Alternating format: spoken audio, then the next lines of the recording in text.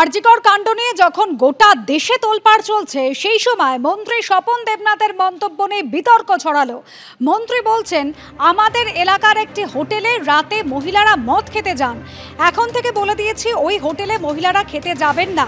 কোনো অঘটন ঘটলে কি হবে, সেজন্য আমাদের পাহারা দিতে হচ্ছে। मीरा सफेद तुरंत खुले, भरपूर झाग दे और इसकी स्मार्ट साइंस दे स्मार्ट केयर और फ्रेशनेस। मेरी चॉइस मेरा सफेद। আমার এলাকাতে আমি দেখেছি একটি দোকানে রাত্রিবেলা মেয়েরা মদ খেত, যার নাম হচ্ছে বিকাশের ঘর। আমি খবরটা পাওয়ার পর আমি দুদিন পর রাত্রিবেলায় গেছি যে কোন মেয়েরা হোটেলে মদ খেতে যায় বা দেখা যায়। আমি হোটেলওয়ালাকে বলে এসেছি, এখন থেকে কোনো মহিলাই হোটেলে মদ খেতে যাওয়া যায়। এটাও তো আমাকে দেখতে হবে, তাহলে ওই মহিলারা যদি মদ খেতে যায়, যদি কোনো অঘটন ঘটে যায় তখন কি হয়, সেখানে আমাদের পাহারা দিতে হচ্ছে, এটাও তো করতে হচ্ছে। একটা ঘটনার কথা বলি, এই বৃষ্টির সময় কালকে রাত্রিবেলাতে একটি জায়গাতে দুটি ছেলে একটি মেয়ে, রাত তখন 2টো, সে দেখা যাচ্ছে দুজন ওখানে বলে বিয়ার খাচ্ছে।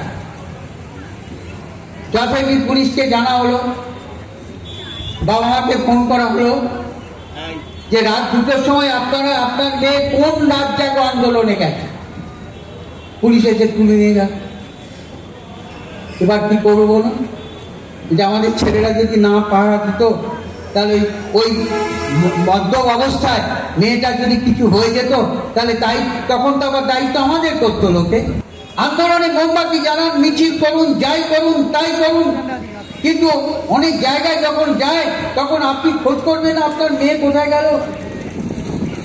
শেষে কিছু হলে দায়িত্ব এসে আমাদের ঘাড়ে চাপছে। কোনো অসুবিধা হচ্ছে না কি, দেখতে পাচ্ছেন না আপনারা? কেউ তো আমরা দেখতে পাচ্ছি টিভিতে, প্রতিবাদ জানিয়ে দিয়ে পরের দিনই বিদেশে বেড়াতে চলে গেল। মহিলারা রাত্রিবেলা যাবেন না দিনের বেলা কোথায় যাবেন, এটাকে উনি ঠিক করে দেবেন? ভারতবর্ষের সংবিধান কি তাই বলে? আমি জানি না এইসব, মানে এনারা মন্ত্রী হয়ে গেছেন ঘটনাচক্রে, কতটা এনাদের যোগ্যতা আছে সেটা নিয়ে প্রশ্ন থাকে। এবং ক্ষমতার অপব্যবহার যদি দেখতে হয়, তাহলে এই বর্তমান শাসক দল যা করছে ক্ষমতার অপব্যবহারের চূড়ান্ত নিদর্শন রাখছে। এত বড় একটা আন্দোলন হলো, তাতে সমব্যথিত উনি ননই, বোঝাই যাচ্ছে। সেখানে এই ধরনের কটাক্ষ করছেন। উনি কে বলে দেওয়ার পরে যে উনি সন্ধ্যেবেলার পরে মহিলারা ওখানে যেতে পারবেন না? উনি কে? তাহলে আপনি বলুন, আপনার সরকার বলুক যে আমরা বাংলার মানুষকে সিকিউরিটি দিতে পারবো না, বলুক মহিলারা রাত্রিবেলা ডিউটিতে যেতে পারবেন না। সমস্ত মানে ভদ্রলোকদের সত্যি মতিভ্রম, ক্ষমতার অপব্যবহার, এগুলি বলতে